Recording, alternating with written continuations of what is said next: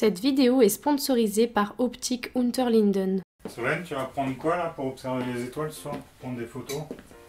J'ai trouvé l'appareil le meilleur possible. Oh là là. Regarde-moi la bête. Énorme. Je vais faire les meilleures photos. Tu prends quoi toi? Moi j'ai prévu ça. La classe à Las Vegas. Un smartphone. Ouais, c'est pas bien? Enfin, je veux dire, c'est évident que je vais prendre des meilleures photos que toi. Ouais, c'est ce qu'on verra. T'es sûr? On peut voir maintenant. Allez ok, hop, c'est parti. on y va. Allez. Ça n'a pas l'air facile. Je suis au final partie du pic du midi pour rentrer chez moi avant que la nuit tombe et j'ai laissé Jean-Luc tout seul. On ne peut qu'espérer qu'il ne se soit pas retrouvé trop démuni sans moi. Ça y est, la nuit est tombée, donc j'ai récupéré cette petite monture de voyage que Solène avait prévu d'utiliser au départ pour faire des photos du ciel, donc qui va à la chasse perd sa place. Donc c'est une Star Adventurer de chez Skywatcher, c'est importé par Optique Unterlinden. Et dans les petites montures de voyage un peu légères, c'est un peu la plus populaire. Alors ce soir, la météo est pas parfaite au pic du midi. On a quelques petits passages de nuages, on a beaucoup de vent encore. Là, c'est une semaine très venteuse. Ma monture est en route, donc j'ai réglé cet axe à peu près orienté vers le nord. Dedans, il y a une petite lunette qui permet de viser l'étoile polaire et comme ça, on a l'axe principal qui est vraiment parallèle à l'axe de rotation de la Terre et du coup, quand la monture va tourner, ça va me permettre de poser presque aussi longtemps que je veux sur les étoiles. Si on n'a pas ça, en fait, avec un temps de pause de 10-20 secondes, avec un objectif grand angle, les étoiles vont commencer à mettre un filet, enfin un trait en fait. On va avoir le mouvement des étoiles visible et c'est évidemment pas ce qu'on souhaite. Donc je mets en route mon smartphone. Là c'est un Huawei P50 Pro là, qui a un capteur assez performant la nuit. Et on retrouve différents modes. Vidéo, photo, portrait, etc. Chaque smartphone va être un peu différent mais en général ils vont tous avoir un mode manuel. Ici, c'est ce qu'ils appellent un mode pro. Et là, je vais pouvoir faire tout un tas de réglages. On va avoir là un réglage de mise au point. On va mettre MF, ça veut dire manuel focus. Et là, j'ai une barre qui apparaît où je peux changer la mise au point sur une distance. Nous, on observe à l'infini, donc je mets cette mise au point le plus loin possible à l'infini. C'est important de faire ce réglage à la main parce qu'on est dans le noir complet et le capteur de l'appareil photo n'est pas assez sensible pour aller faire la mise au point tout seul sur des étoiles. C'est la balance des blancs. Alors, soit on le laisse en automatique, c'est une option. Soit si on doit choisir une balance des blancs à un peu, par défaut on va prendre lumière du jour qui est souvent représentée par un petit icône de soleil. Ensuite j'ai le réglage de temps de pause, alors ça c'est le plus important la nuit. Je peux faire des fractions de secondes mais là ce qui m'intéresse plutôt c'est de faire des secondes complètes. Et là je peux aller jusqu'à 30 secondes et je vais le prendre. Dans la mesure où j'ai la petite monture en dessous en 30 secondes, les étoiles vont être nettes. Dernier réglage important, la sensibilité. Ce réglage n'est pas forcément si important si on fait un traitement manuel de l'image après. Si on ne veut pas faire de traitement, autant prendre une sensibilité assez élevée, par exemple 2000 ISO, 3000 ISO. Moi, je compte traiter mes images moi-même, donc je pourrais choisir moi-même si je veux éclaircir l'image ou pas. Et dans ce cas, je conseille plutôt de rester sur une sensibilité modeste, de l'ordre de 1000 à 1600 ISO. Une fois que c'est fait, en fait, j'ai plus qu'à appuyer sur le déclencheur et c'est parti. Ce que j'aurais pu faire en plus éventuellement, c'est activer le retardateur entre le moment où je déclenche et le moment où la photo se fait. L'intérêt de faire ça, en fait, c'est que si je fais vibrer l'ensemble du trépied au moment où je déclenche, le retardateur fait que les vibrations auront eu le temps de s'amortir. Donc ça, c'est plutôt pratique. Là, je refais une photo. Alors l'intérêt de refaire une photo, c'est que malgré tout un smartphone, c'est pas vraiment un appareil photo haut de gamme, il faut pas exagérer. Ce qui est important malgré tout sur un appareil photo, c'est d'avoir un grand capteur. Donc Solène avait raison quand elle voulait prendre un gros appareil photo, effectivement ça va faire des meilleures photos. Et ça avec le smartphone, je peux le compenser en faisant plusieurs photos. Et ces photos, on va les combiner entre elles avec un logiciel, en l'occurrence le logiciel C14, enfin en tout cas c'est celui que je recommande, mais il en existe d'autres. Donc voilà, j'ai plusieurs photos de prise, je peux admirer le résultat. Alors effectivement, je vois pas mal de nuages quand même. Et la Voie lactée est parfaitement visible. Ça marche vraiment très bien. Et puis le reste, on va aller le voir au chaud. Parce que là, c'est pas tout, mais ça caille quand même. Salut Jean-Luc. Salut. On s'appelle du coup de loin maintenant que je suis rentrée chez moi. J'espère qu'il a fait beau hier soir et que tu as pu observer des trucs et prendre des photos. À fond. Avec une grande chaleur. Ça devait être vraiment agréable. Du coup, aujourd'hui, la prochaine étape, c'est de voir comment on peut éditer ces photos et donc tu as 2 logiciels à nous conseiller. Oui, c'est ça. En fait, bon là, on est sur l'idée de prendre des photos avec un smartphone, donc évidemment, on n'a pas la même qualité qu'en prenant un gros appareil photo. Et il y a une façon d'améliorer les photos, en fait, c'est de combiner plusieurs photos prises successivement les unes avec les autres. Et pour ça, il y a un petit logiciel gratuit qui s'appelle Secator. Donc on va mettre le lien évidemment en description. Ce logiciel en fait va permettre justement de combiner les images. Et en fait ce qui est compliqué, c'est que là ce que j'ai fait c'est de la photo de paysage. Il y a un avant-plan, il y a les étoiles. Et les étoiles vont tourner à cause de la rotation de la Terre et l'avant-plan ne va pas tourner. Et ce qui est génial avec ce petit logiciel Secator, c'est qu'il est capable de faire l'alignement sur le sol et l'alignement sur les étoiles. Donc je vais montrer comment on va faire ça. Une fois qu'on a ouvert le logiciel, là, il faut aller dans le petit onglet Star Image en haut. Alors là, c'est juste un exemple. Je vais prendre 3 photos. On peut en mettre plus. Il ne faut pas hésiter à en mettre 4, 5, voire un peu plus. Le résultat en sera que meilleur. On va voir qu'on voit la Voie lactée.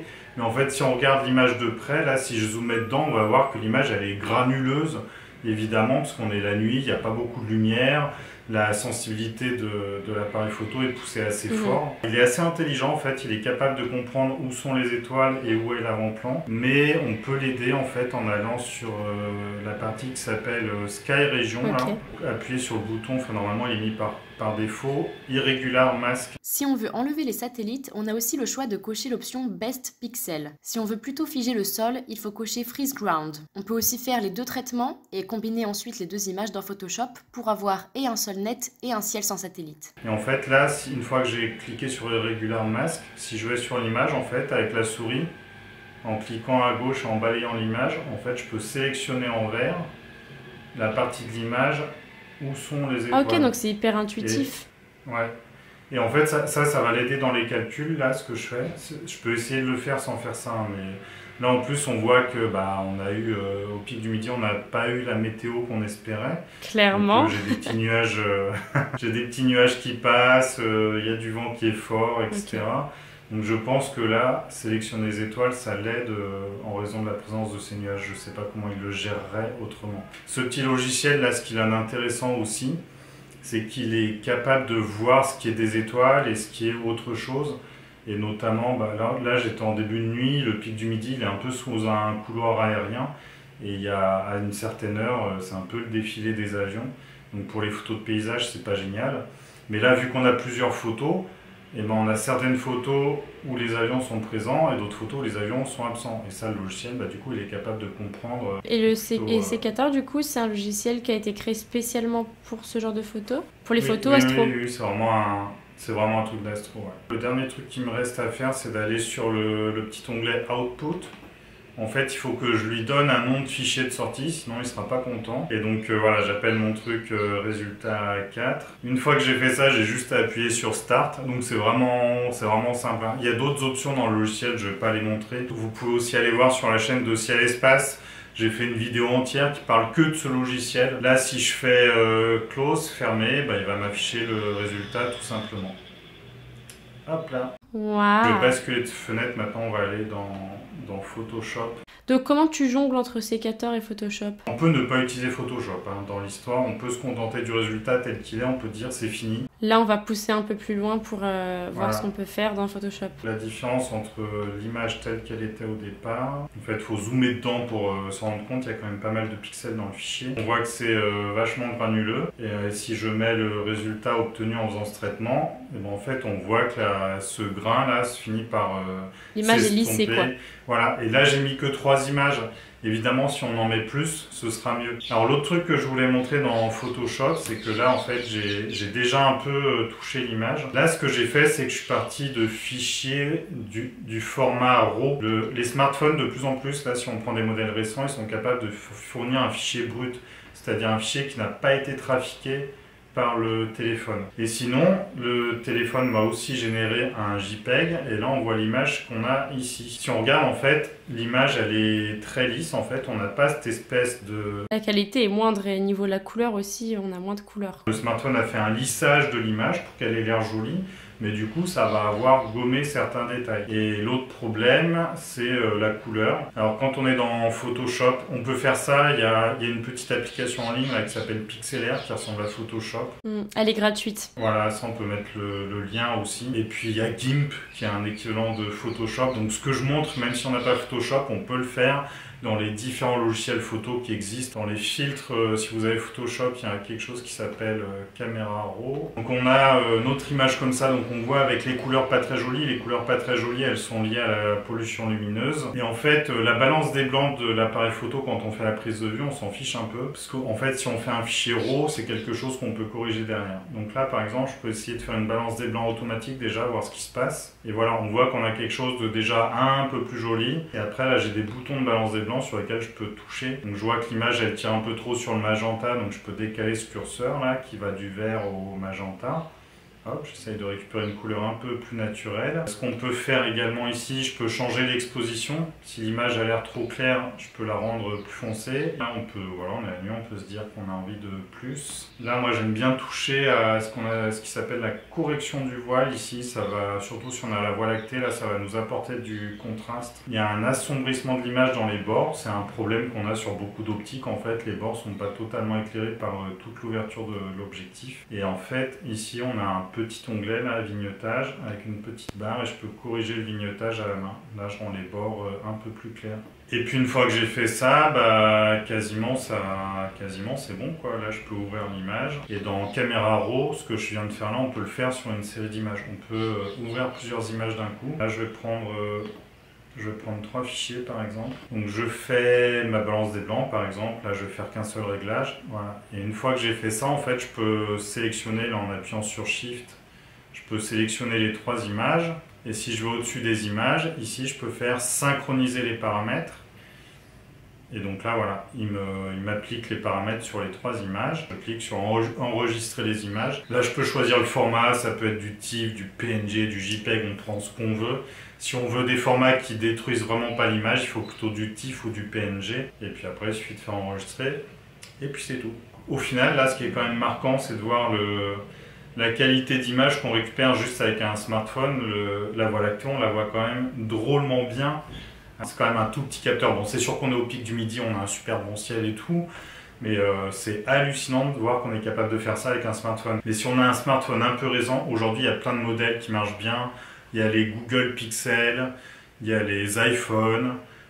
Même si on prend les modèles récents de Samsung, ça marche pas trop mal, même si ça marche moins bien que ça. On va mettre le lien d'un article qui conseille quel type de smartphone prendre pour ce genre de photos en description. Et il y a aussi un hors-série qu'on a fait, dont on a parlé dans une vidéo précédente sur la photo. Il y a un article complet sur les smartphones. Et puis ce qui compte avant tout, c'est d'aller chercher une bonne qualité de ciel. Parce que vous preniez un smartphone à 500 € ou un appareil photo professionnel à 2000 €, si vous faites une photo en plein Paris, la Voie lactée, vous la verrez pas, et même au centre de n'importe quelle ville de 50 000 habitants, ça va être compliqué. Il faut quand même aller chercher un ciel de campagne, et pour ça, il y a des cartes de pollution lumineuse qui existent. On avait donné la référence dans une précédente vidéo, donc allez voir notre précédent Astro Tuto. Voilà, il faut penser à s'abonner, mettre des pouces bleus. N'hésitez pas à partager la vidéo, pour nous c'est quand même super important. Et eh bien on vous dit à la prochaine, on vous souhaite une bonne fin d'année et de bonnes fêtes. Et on se retrouve en 2023. Et bon ciel!